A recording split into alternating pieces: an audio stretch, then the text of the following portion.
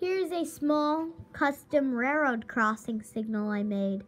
I made the bar out of toothpicks and the crossbuck out of paper. You can technically see that. In the background, you may notice stop signs. This is a pretend one-way road. Going to say the lights are safe, Tran, I don't know. Then over here are abandoned railroad signals that I use my traffic light necklaces for.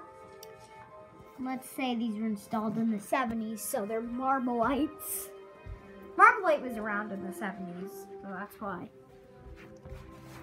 I just use my traffic light necklaces for these railroad signals.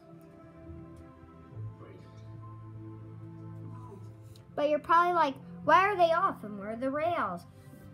Well, good thing you asked, because I'm pretending they're abandoned. That's technically why there's a yield sign right there. Like the railway, the reason why the railway was gone is because of financial issues, and then it went out of business due to that. That's technically why, so that there's a stop sign, no left turn, no right turn. This is a one-way road also, no wrong-way signs. I only have 2 of those. No U-turn sign, and yeah, that's pretty much it for that custom thing.